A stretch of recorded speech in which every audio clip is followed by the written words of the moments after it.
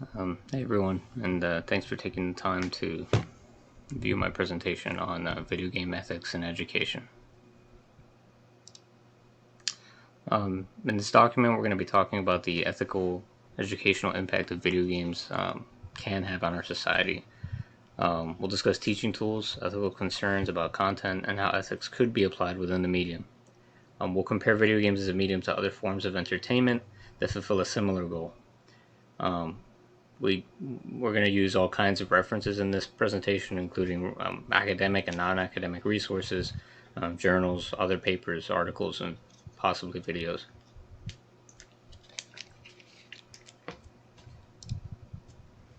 So just to get us started, I wanted to give a brief overview of video games as a medium and how they compare to other formats.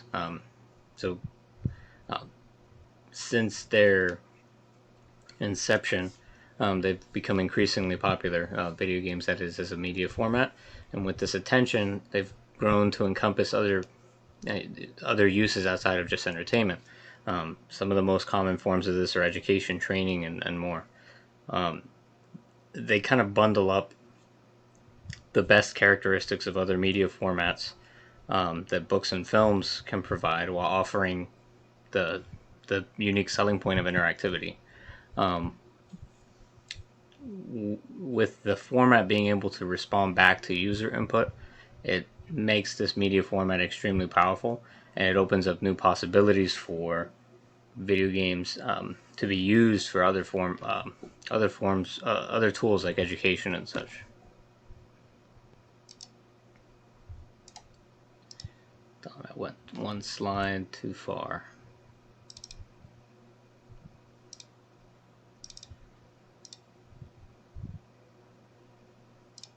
Okay. So we're going to dive into a contemporary example that kind of works towards this case, I think.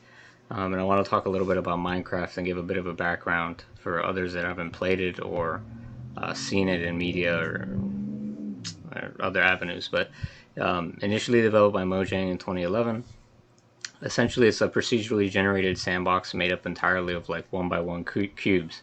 Has physics, crafting, survival, multiplayer, and more.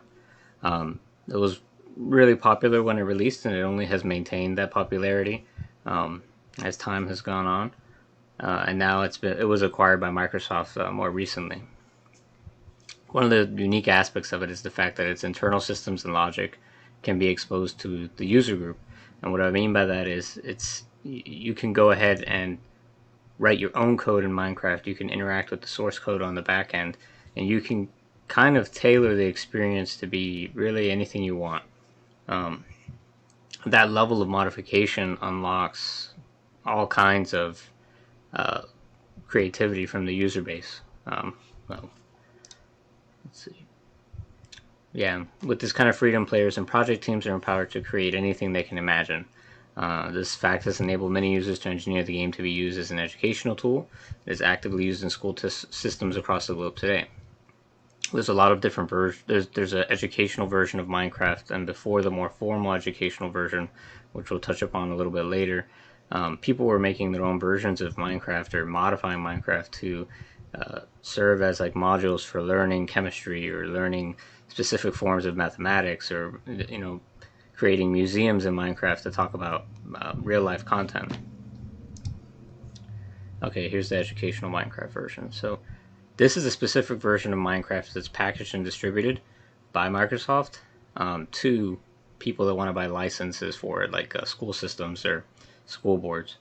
I put the link in here if anybody's interested. This version of Minecraft can be purchased by schools, summer camps, and more to maintain a controlled environment that is specifically tailored for teaching and learning concepts at various educational levels. The tool is also customizable via code, so that users who maintain the license can modify their specific instance to tailor the content to their lesson plans, for example. With all of that covered about Minecraft, it's the level of accessibility, control, and customizations make Minecraft a staple, or a perfect example of the video game medium serving as an educational tool that's very powerful and can provide educational content of all kinds. to all age groups, really. And it's, as I said here in this final line, it does so with basically the same efficiency or more than books or film because of the ability for it to be interactive. So to look at this in an ethical perspective, before the Education Edition was released by Microsoft, these projects were user-led.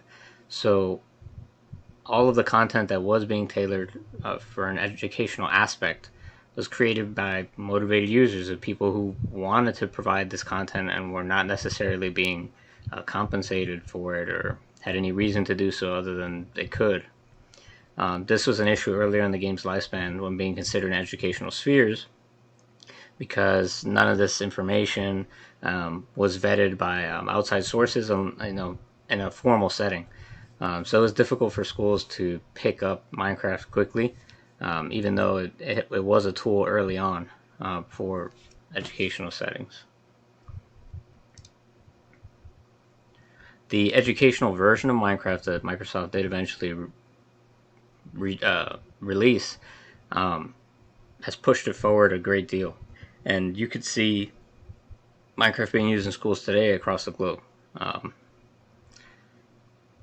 On a grand scale, video games need to rely on the ESRB and be evaluated on a case-by-case basis by individual educational systems on their impact as educational tools at their facilities. So even though it is regulated and there's an educational version, you could still modify it, and it kind of needs to be the content needs to be vetted by the users themselves. In this case, the school systems.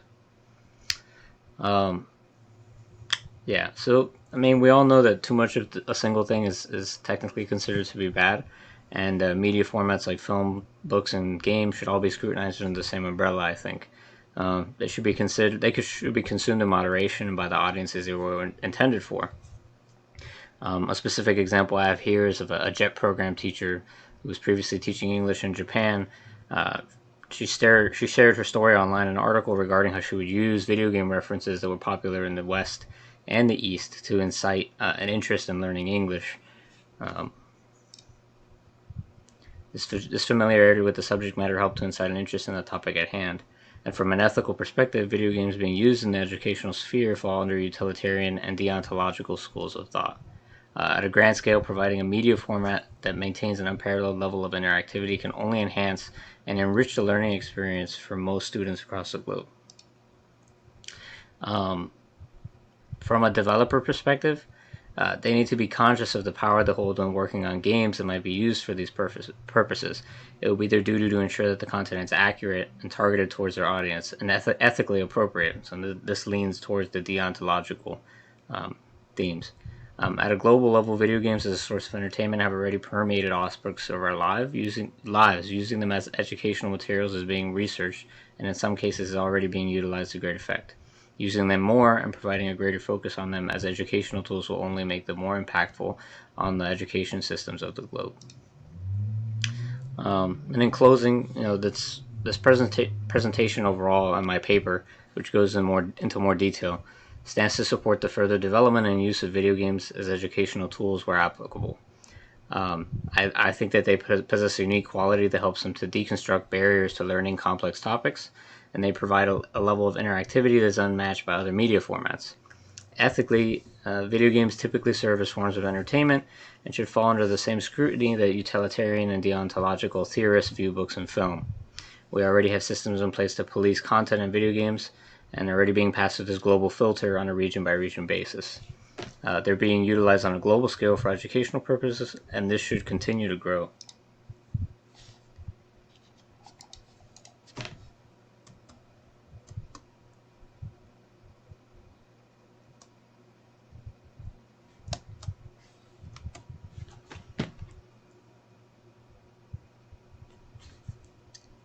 And sorry about that, my computer froze up a little bit. Here's my references. Let me put it in a slideshow format. More detail on these in my paper. And here's the continued. And thank you for listening to my presentation, and I look forward to reading some of yours.